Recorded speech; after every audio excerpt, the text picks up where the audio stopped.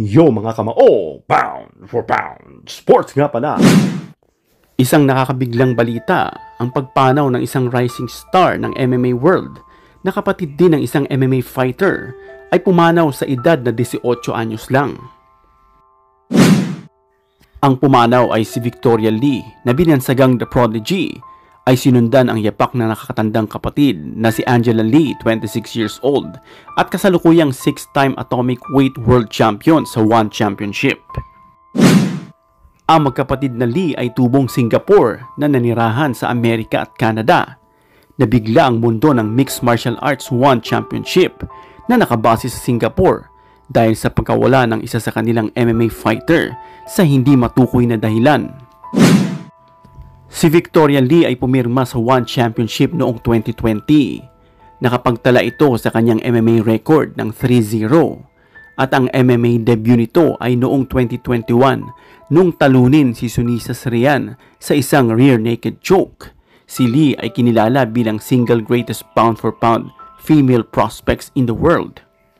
At bukod yan, ayon sa New York Post, ay bago naging MMA fighter si Victoria, ay dati itong 2-time Prangcation champion at nanalo noong junior high sa wrestling championship noong 2019 and 2020.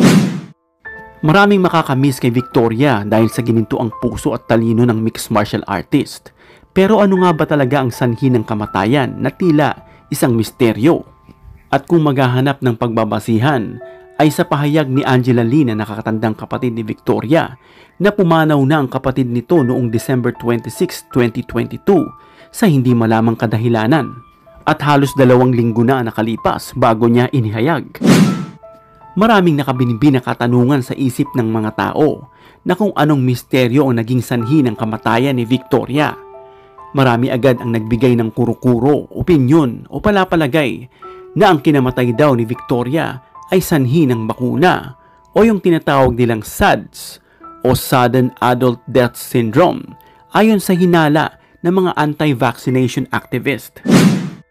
Isa din sa nakabibiglang kumakalat na dahilan umano kaya parang hindi agad ni-reveal ang tunay na dahilan ng kamatayan ni Victoria ay maaari daw na binawi nito ang sariling buhay.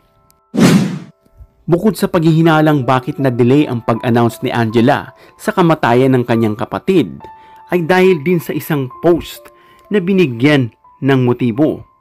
Basahin natin na nasabing post ni Angela. And please check on your loved ones. Keep checking on them. Give them hugs and tell them how much they mean to you. You just never know.